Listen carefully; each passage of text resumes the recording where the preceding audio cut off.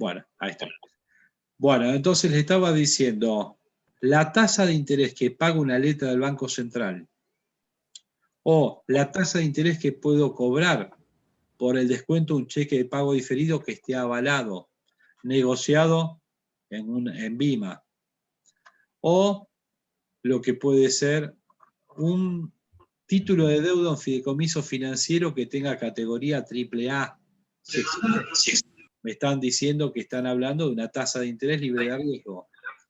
Lo que me voy a encontrar es que todas esas tasas de interés o sea, no pueden permanecer desarbitradas. Si uno de esos activos paga el 36% y los otros a igual riesgo, a igual plazo, me pagan el 28%, yo, gestor de una cartera de fondos de inversión o de inversiones hasta privadas, haría lo más básico. Miro la tasa que me paga una opción, la otra, y la que me paga más le presto. Total, son todos la misma moneda, al mismo plazo, ¿sí? Con el mismo riesgo. Estoy hablando de opciones de libre de riesgo. Entonces, si yo me encuentro que hoy esas opciones de inversión, pongámosles una tasa, están al 36%, tendría que buscar la tasa de, bueno, no lo voy a perder ahora el tiempo, pero una tasa, supongámosle que me está dando el 36% en pesos a un año. ¿Qué me está diciendo?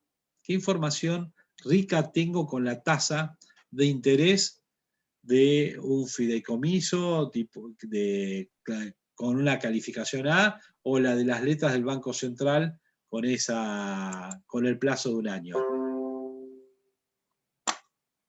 A ver si alguno lo sabe o se da cuenta.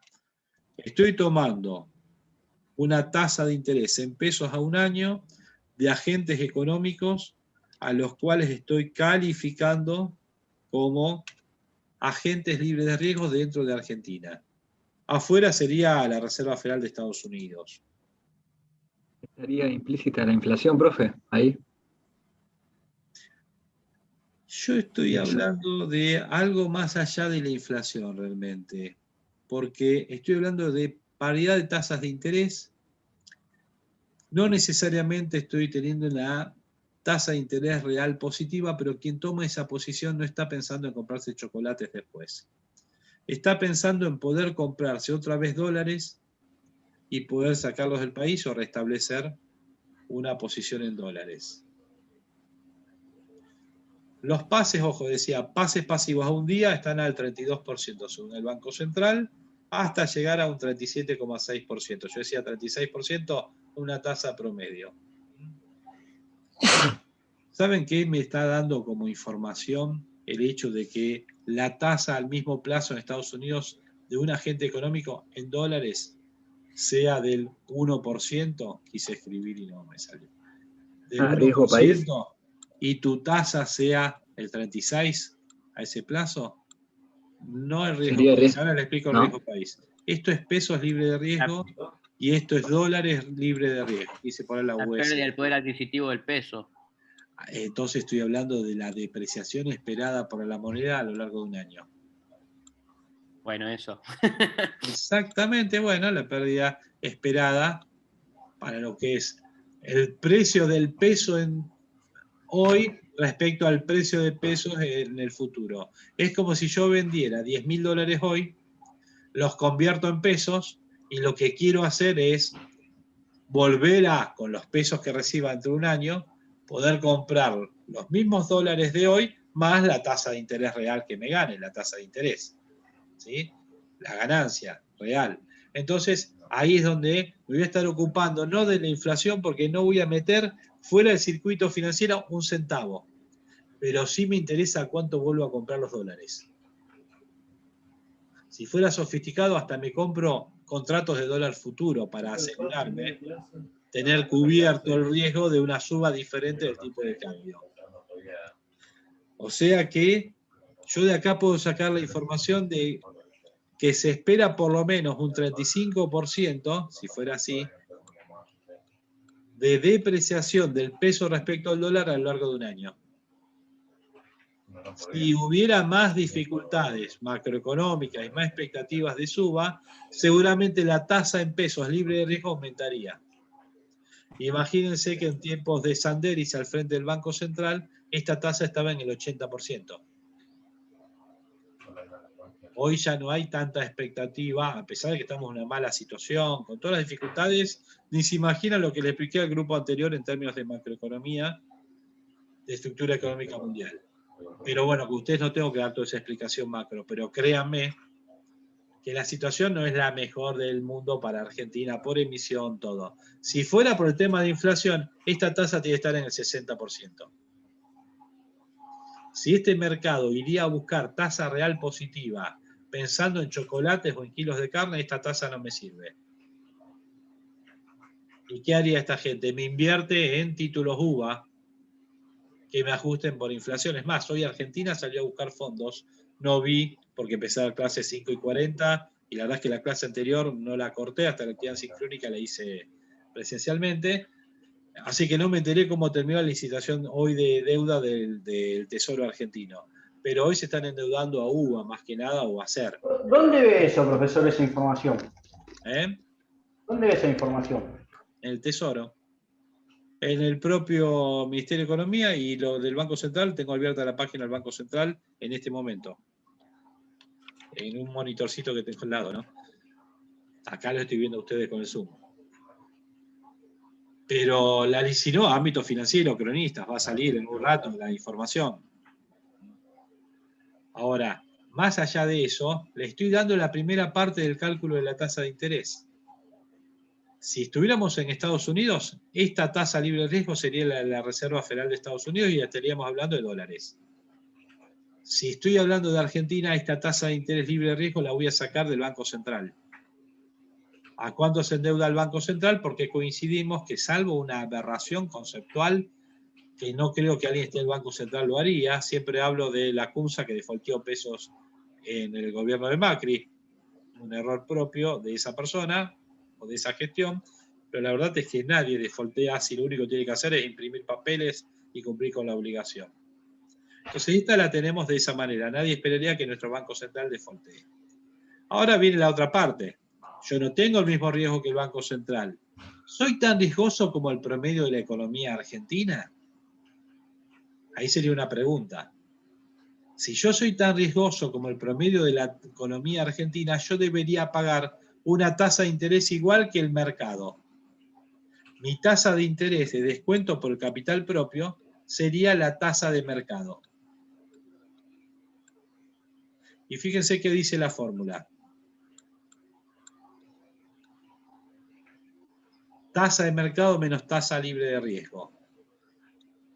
Imagínense que este valor es un 1, lo elimino. ¿Qué me queda? Tasa libre de riesgo más tasa de mercado menos tasa libre de riesgo. Elimino acá y acá. Si yo soy tan riesgoso como el mercado, yo debo pagar la tasa igual a la del promedio del mercado. Después explicaré, o les darán en la evaluación de proyectos, cómo sacar la tasa de mercado. Yo les daré unas directivas, corresponderá al profesor de proyectos que lo tienen que hacer, ver la tasa de mercado. Pero les digo, generalmente nadie es tan riesgoso como el mercado. El grueso es un poquito más, un poquito menos, o mucho más, o mucho menos. Pero fíjense que yo taché, y voy a eliminar ahora la tachadura, esta letrita, que me apareció acá, la beta. Dije, si soy igual que el mercado, a esta letra la elimino. Tasa libre de riesgo se me fue con tasa libre de riesgo y yo pago la tasa de mercado porque mi riesgo es la del mercado. O sea, ¿qué está haciendo el que paga la tasa de mercado? Está pagando la tasa libre de riesgo, y un diferencial que paga el mercado en promedio respecto a la tasa libre de riesgo. Eso es lo que está pagando el que tiene el riesgo del mercado, o si quiero calcular cuánto paga el mercado en promedio dentro de Argentina. Si mi riesgo fuera del mercado, le pongo esta letrita beta, un valor 1, y pago exactamente la tasa libre de riesgo. La tasa de mercado, disculpen. Por favor, el que tiene el micrófono abierto y está hablando o escuchando otra cosa, córtelo, así no lo escucho yo, que me descompagina. Chicos, el que está hablando otra cosa por otro lado, Mutese, aunque sea. Bueno, esperen un momentito.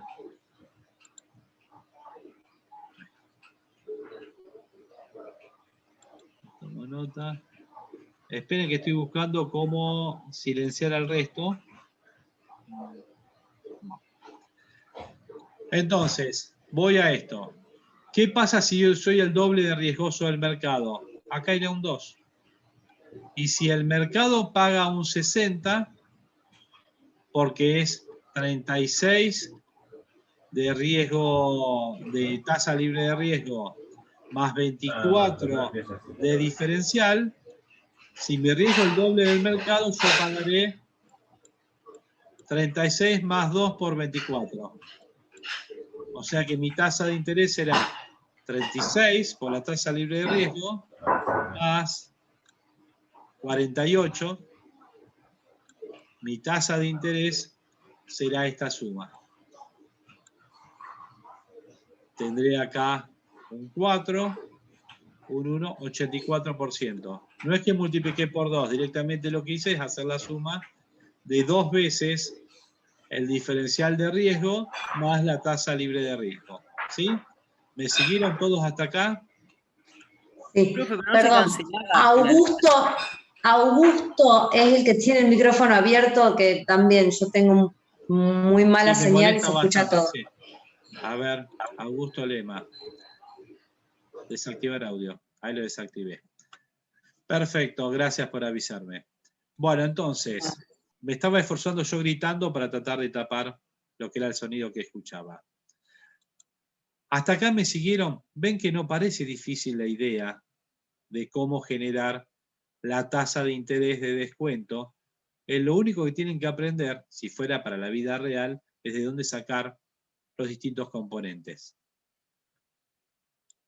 Entonces dije, esta tasa de interés es la tasa libre de riesgo. Ya les dije, búsquense un activo libre de riesgo como la deuda del Banco Central a un año. Me dirían, ¿y la tasa del mercado? Bueno, ¿qué es lo que tenemos? Empresas que son de oferta pública, empresas que cotizan en un mercado de valores dentro de una bolsa de comercio, en el marco del funcionamiento de una bolsa de comercio, y por lo tanto tienen todo lo que se llama el régimen de oferta pública cayéndoles por encima. Eso significa que sus estados contables están publicados. Los pueden observar, por ejemplo, en la Comisión Nacional de Valores, están los estados contables trimestrales de distintas sociedades que cotizan en bolsa, las que están endeudadas, las que emiten fideicomisos, todo lo que participa en el régimen de oferta pública. ¿Qué puedo sacar de esos estados contables? Los ROE. ¿Sí? Los retornos sobre el capital propio, lo que a mí me interesa. ¿Y con ese ROE qué puedo hacer? ¿Tomar uno al azar? No. Si yo tengo empresas de distintos sectores para los cuales puedo obtener cuál es la rentabilidad sobre el capital propio del último año o la proyectada en base a los datos trimestrales, lo que puedo es darle un peso a cada sector en la economía. ¿De dónde lo sacarían? Conociendo el PBI de Argentina, tienen 2 pesos todos los distintos sectores. Ministerio de Economía, INDEC, tienen publicado el producto de Argentina, le dan un peso a cada sector en función de, justamente, la relación del sector agrícola sobre el total del PBI, 11%, el sector industrial sobre el PBI, tanto, tal sector sobre tal, y tengo ahí distintos sectores de la economía. Busco empresas representativas de cada sector. Si tengo varias, puedo hacer un promedio del ROE de las mismas, aunque voy a encontrar que generalmente andan en tándem, pero siempre puede haber una desviada que le va muy bien o mal, porque más allá de lo que le pasa al sector, hay diferencias por management. Pero bueno, busco empresas representativas de cada sector y por lo tanto, haciendo una ponderación de ROEs por peso de cada uno de los sectores en la economía, podría haber pensado que tuve como un portafolio de inversiones, en donde tengo distintos activos, cada uno con distintas rentabilidades, y la rentabilidad del portafolio es ese promedio ponderado de rentabilidades. ¿Sí? Si un sector tiene el 10% del peso de la economía, el ROE de ese sector será multiplicado por 0,1, más otro sector tiene el 17%, el ROE de ese sector por 0,17, hago esa suma y me va a dar un ROE de la economía como promedio ponderado. Ahí tengo una rentabilidad de mercado no dibujada, sacada de lo que pasa realmente con empresas que están tratando de crear valor para los accionistas y se esfuerzan en sus management financieros para obtener el mayor nivel de rentabilidad sobre el capital propio. Es más, si está en el mercado de capitales, son las empresas más limpias en cuanto a información que puedo obtener. Richmond ayer estuvo obligada al mediodía de informar sobre este contrato y eso es lo que hizo la suba del valor de las acciones. Si mañana van para atrás, por algún tema o lo que sea, van a tener que informarlo y las acciones van a repercutir hacia abajo, lo cual va a cambiar el valor del capital de los accionistas directamente. Ahora, ¿qué me falta? La beta. ¿Cómo calculo la beta? Hoy, por suerte, la beta de las empresas está hasta... ¿Está publicada o no? Publicado, me meto, yo porque tengo cuenta en varios lugares, pero si uno tiene una cuenta en una casa de bolsa, una sociedad de bolsa, estoy yendo hasta, tengo una cuentita chica de invertir online. En invertir online estoy seguro que si entro en cotizaciones, la estoy abriendo ahora. En cotizaciones, déjenme un segundito que entro en portafolio, entro en alguna empresa, Brio. Y estoy seguro que tiene, si entro, me aparece la beta nomás en los datos de las cotizaciones. No sé si es de acceso público, pero por ejemplo, según Invertir Online, la beta de Brio es 0,74. Brio es el Banco Santander, realmente. Las acciones quedaron con ese nombre, pero son las residuales, sino también está el Banco Santander. El Banco Río, viejo Banco Río, hoy Santander, tiene una beta del 0,74. ¿Qué significa? Que es menos riesgoso que el mercado. Si el mercado sube el 1%, estas acciones subirían el 0,74. Y si baja el 1% también son acciones defensivas. Es menos riesgoso que el mercado en promedio. Yo no tengo al Banco Río para evaluar, pero estoy evaluando una financiera. Y me doy cuenta que la beta del Río es esto, tendría que buscar el macro, y el macro de golpe tiene el 0,85, y me fijo el Galicia y tiene el 0,82. ¿Qué digo? Mira, la beta de los bancos es menor que 1, y una da 0,74, otra 0,85 y una 0,82. Resultado, en todo caso, mi financiera con capital propio la evalúo tomando el 0,80 del sistema financiero y le agrego un 10% más de riesgo porque va a ser mi financiera, o un 20% más de riesgo. Eso ya será una decisión propia de cuánto de riesgo le tengo que agregar, pero tampoco voy a tener el riesgo de los principales bancos privados internacionales que operan en Argentina. Tampoco decir soy tan riesgoso como ellos. Estoy evaluando una financiera nueva y le estoy tirando el riesgo del Santander, no tiene sentido. Entonces, no digo tampoco tirarlo al doble, pero ponerle un poco más de beta. Realmente, si me voy al cálculo real de la beta, creo que está explicado acá en las slides, se puede sacar, porque este modelo surge del mercado bursátil, a partir de una relación de covariancias con variancias. La covariancia entre la rentabilidad diaria, ¿no? Durante un plazo de 40 días o 250 días, si quiero una beta corta o larga, de la acción de la empresa que estoy evaluando, o de una de ese sector. Entonces tomo 41 días de cotización, hago la tasa de cambio diaria, la rentabilidad diaria, cuánto cambió el precio de la acción por día, y después de eso, lo otro que hago es hacer lo mismo para el mercado. Ejemplo, el Merval. Standard & Poor's Mercal es el índice de las empresas de mayor liquidez dentro de Argentina, las que reúnen el 80% de la liquidez en el mercado de BIMA, hoy conforman lo que es el Standard & Poor's Mercal. Se actualiza Se actualiza trimestralmente, y lo que voy a encontrar es que es un representativo del mercado. Si yo correlaciono esa rentabilidad diaria de 40 días de mi empresa con la rentabilidad diaria del Merval, voy a tener un cierto valor que muestra realmente esa, no sé si se acuerdan de estadística, el concepto de correlación. Y ahí me voy a lo que es la variancia de la rentabilidad del mercado. Mientras que tomo una medida de dispersión conjunta, a partir de lo que es tomar las rentabilidades diarias y hacer la covariancia, disculpen, dije correlación, hago la covariancia, estoy diciendo todo en el aire sin escribir directamente. Por otro lado, tomo la variancia.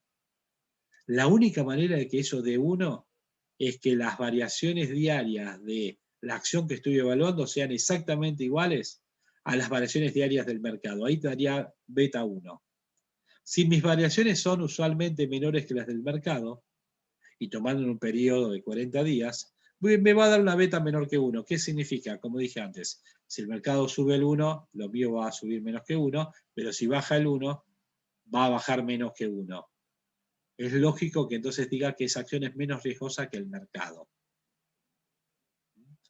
Lo hago para una empresa láctea, buscaré la cotización de una empresa que pertenezca a ese sector, y cuando lo hacíamos esto práctico, en clases, para evaluación de proyectos, lo que hacía es que los alumnos evalúen un proyecto y busquen la beta de su sector, y muchas veces les referenciaba que la única manera de encontrar una empresa, porque nosotros no tenemos tantas empresas en nuestro mercado de capitales, era meterse en el NICE, buscar las empresas listadas, buscar una empresa que se dedique al mismo sector, y por suerte en el NICE lo que tienen, New York Stock Exchange, es research directamente online sobre las empresas.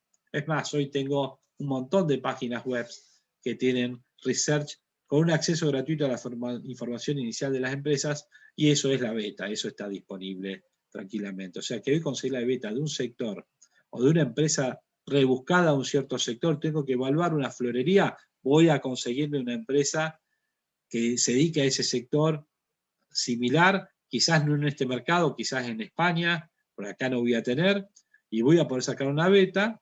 En definitiva, el negocio de los hoteles fue golpeado tanto en Argentina como en Estados Unidos. Como dije antes, quizás si la beta ya es 1,2, acá le meto 1,5 o 1,7, porque tenemos un montón de otros riesguitos de más.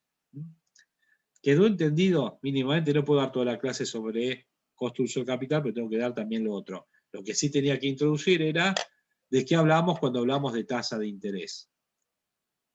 En la tasa de interés, idea fuerza, pagan tiempo, y lo otro que introduje, que quizás no lo anoté, es riesgo. Entonces, cuando hablo del CAPEM, o sea, el modelito que tengo acá, fíjense que tienen un componente de tasa de interés que paga el tiempo, la tasa libre de riesgo, pero un componente de tasa de interés que está pagando el riesgo. Si mi riesgo es del mercado, pago el mismo diferencial de riesgo que el mercado. Si mi riesgo es el doble del mercado, pagaré el doble de diferencial de riesgo que lo que paga el mercado. Y si fuera la mitad, mi tasa de interés estará compuesto por la tasa libre de riesgo y un diferencial de riesgo que es la mitad de lo que paga el mercado. ¿Preguntas? ¿Se entendió esta parte? Como dije antes de pasar a esta explicación, nada más que acá está por la sigla de WACC, o sea, es realmente costo promedio del capital, para llevarlo a lo coloquial en la Argentina, ¿sí?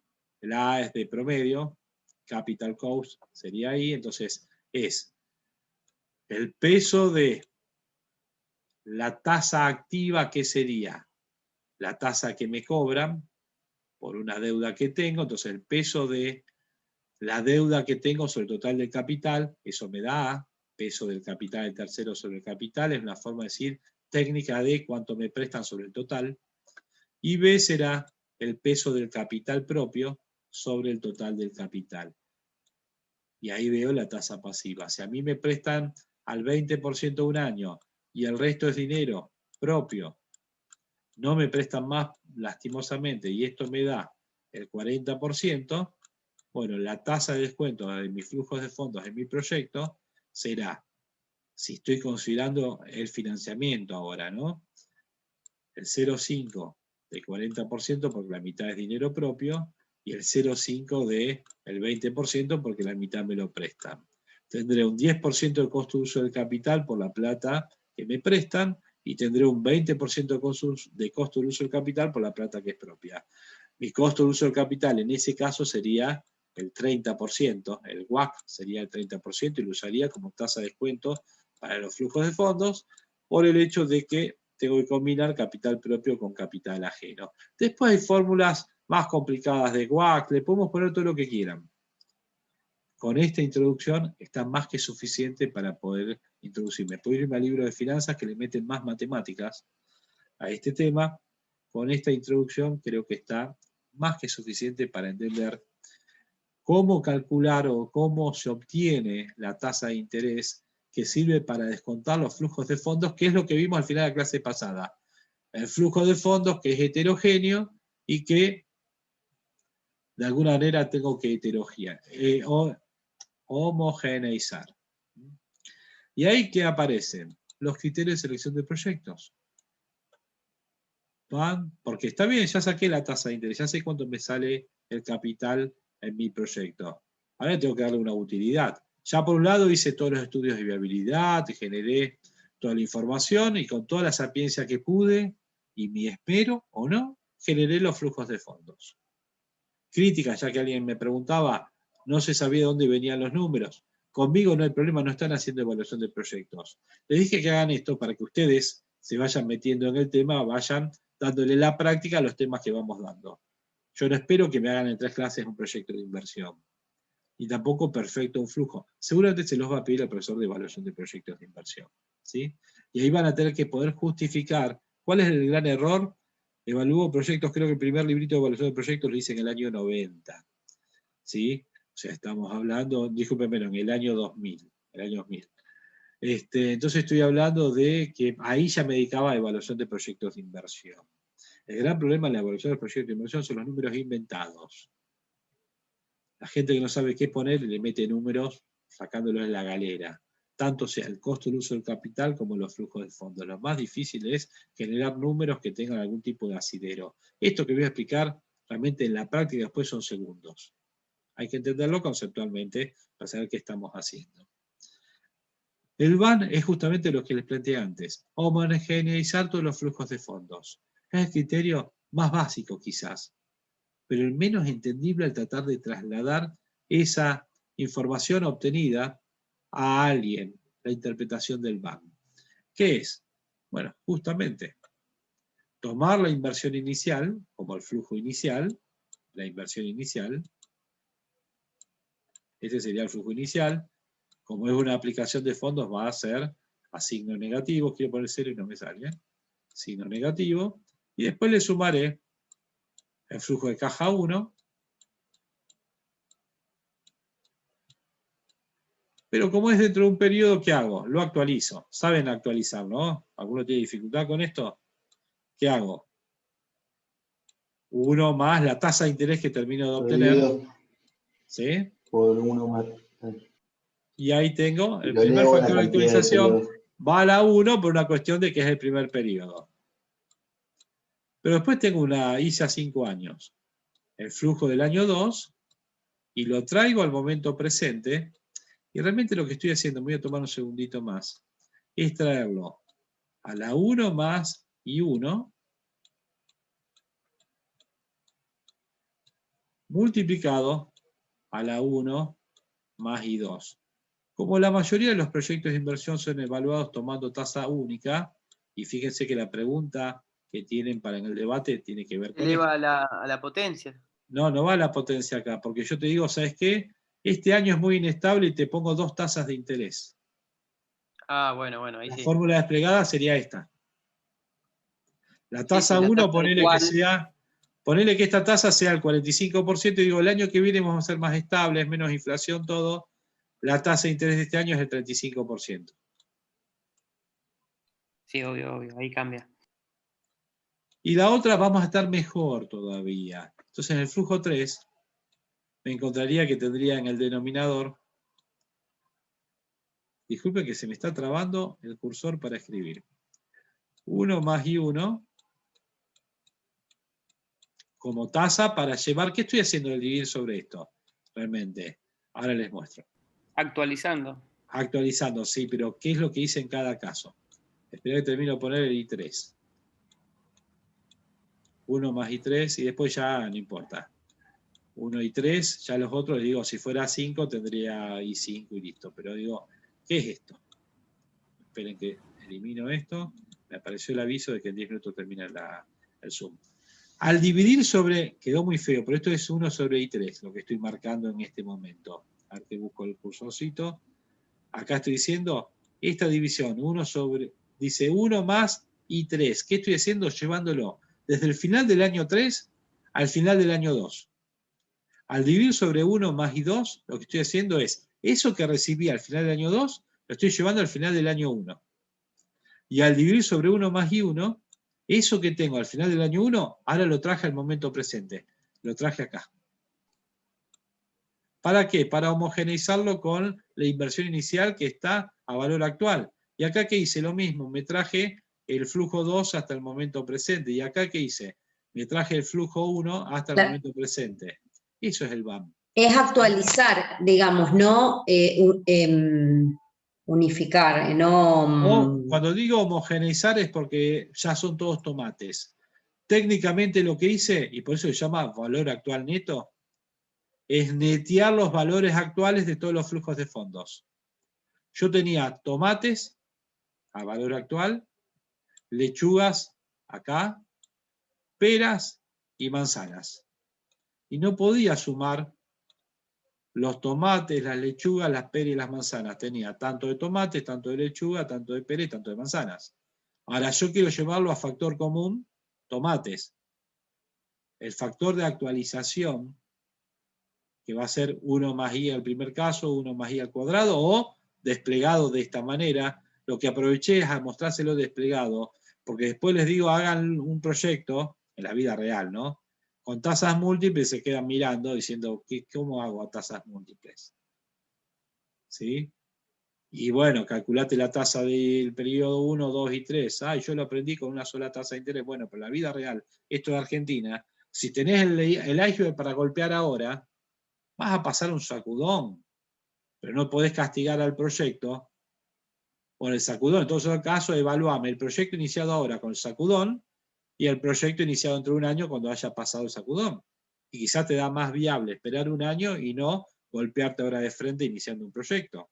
Salvo que la primera parte del proyecto sea decidir tomarlo esto y lo otro y ponerte a construir. O ponerte a hacer la logística de cómo van a llegar las cosas y ya estás en marcha. Pero ponerte a atender al público en mayo no te la veo. ¿Por qué? Porque la noticia que nos van a dar mañana es que se cierra todo. Y si no es mañana, será el viernes que viene. La actividad económica va a caer como un piano. Resultado, no hay plata para la asistencia económica. Si emiten para asistir, va a volar la tasa de inflación y la tasa de interés. Resultado, pasate. ¿Tenés dólares para hacer esto? Sí, guárdatelos. Usalos dentro de 6 meses y no ahora. Hacemos los dos flujos y seguramente va a dar más flujo. Mejor, ese que esperaste y no que perdiste ahora el tiempo para no vender nada con local abierto en este momento. O peor, dentro de 2 semanas. Eso es lo que se analiza. ¿Se acuerdan que yo les dije en primer clase? Ustedes tienen que ganar la destreza de poder anticipar lo que va a pasar, contar la historia a la cuenta cualquiera. Analizar estados contables lo hace una computadora. Es más, hoy me meto y ya lo tengo hecho online de la mayoría de las empresas públicas. Para una empresa privada, tomo un formato preestablecido, cargo los datos y ya está. El tema es generar estos flujos, generar estas tasas de interés. Por eso la pregunta es, ¿la curva de tasa está invertida? ¿Saben qué significa? En base a que estoy contando al final de la película. ¿Qué es más riesgoso el corto plazo de argentino que el largo plazo? Yo no sé qué va a pasar de acá a 3 meses o 2 meses. O sea que si pasás el corto plazo, capaz que tenés éxito. O se desmadra y directamente decís opción B, no invierto. Pero tantas veces estuvimos a punto de desmadrarnos, pero no vamos a hacer Siria en una guerra civil. O sea, eso es desmadrarse. Argentina ha pasado crisis tremendas. Y ha pasado situaciones donde parecía que venía una crisis tremenda y vino Papá Noel, como el caso de Macri, con el FMI y te hizo pasar 2 años más. Y si vos siempre pensás que todo va a ser tremendo, nunca haces un negocio. Y te perdiste una súper oportunidad de hacer negocios, porque hay algo que es real. Argentina da rentabilidades que en el resto del mundo no es tan común de obtenerlas. Salvo Shiba, Dogecoin o esas cosas así.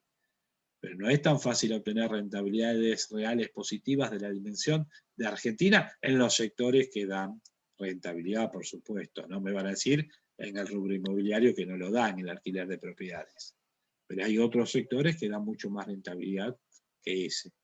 Entonces, El BAM es hacer esto, generar el flujo de fondos, descontarlo a las tasas de interés. Fíjense que el trabajo previo sería el largo. Esto, la verdad que tengo un Excel donde ya lo tengo preparado. Si genero los flujos, nada más alimento con los flujos, las tasas de interés de cada periodo, se ponen los datos y se terminó. Es más, con un nuevo proyecto, copio el nuevo proyecto, vacío los datos del anterior, le pongo y ya está hecho. Hacer la parte del cálculo es una pavada. El problema es generar los flujos. Ahora, interpretar también es un tema importante. Y es la gran dificultad cuando tomo un examen. Interpretame qué es 5.525 de BAM. Y están rindiendo Finanzas 2 o otras finanzas, no tienen idea de lo que estoy hablándoles. Dicen, no, dio positivo, sí, dio positivo. ¿Qué significa? La ganancia anual, la rentabilidad, a propósito, obviamente no puede ser una rentabilidad, la pérdida, no sé, decirme, ¿qué es ese 5.525? Interpretación del BAM. Ojo que, imagínense que ustedes son consultores o están en una empresa, pero ustedes son los que saben finanzas, el resto no. Dicen, sí, tenemos que abrir el local porque me dio BAM positivo 10.525.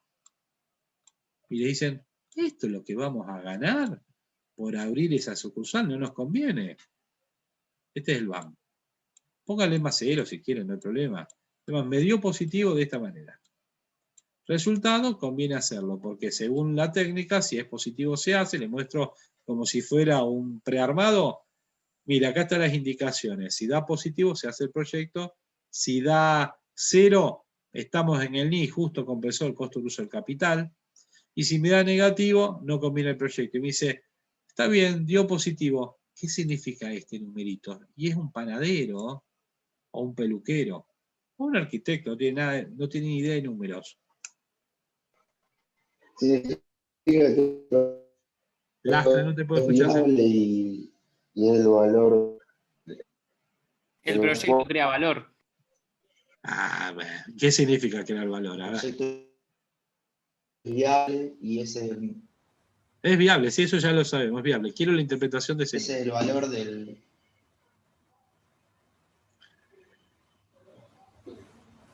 Que en este momento el valor del proyecto es de 105.000 pesos, 105.025 pesos. ¿Querés que diga 105.025? Descontado de los flujos. Le ponemos acá un 0. Ahí está, 105.025. Le puse el 0, así da eso. Te digo, bueno, ¿y qué es el valor del proyecto? ¿Qué es eso? Yo soy un empresario que te contraté a vos. Genera ganancia por encima de la rentabilidad, digamos que. Ahí me voy acercando. ¿Cómo es? Que genera ganancias por encima de la rentabilidad esperada. Yo le pedí, ¿qué es el BAM? Traer al momento actual todos los flujos de fondos descontándolos por el costo de uso del capital. Pongámosle que ese costo de uso del capital es, para poner un número solo, es el 45%, el que puse acá. Y desconté acá el 1 más 0,45 al cuadrado, 1 más 0,45 al cubo, y ya está, cada flujo. Si me diera 0, ¿saben qué me está diciendo este proyecto? Que recuperé la inversión, porque está menos inversión, que este proyecto fue capaz de generar los flujos de fondos para recuperar la inversión y al mismo tiempo compensar el costo de uso del capital que le pedí. Da el 45%. Invierto tanto y me llevo el 45% anual. Piénsalo de esa manera. Ahora me dio 105.025. ¿Saben qué es esto? Y es tipo trabalenguas, por suerte queda grabado. El valor actual de los flujos de fondos excedentarios que este proyecto fue capaz de generar por encima de los necesarios para recuperar el capital y cubrir el costo del uso del capital que le he pedido.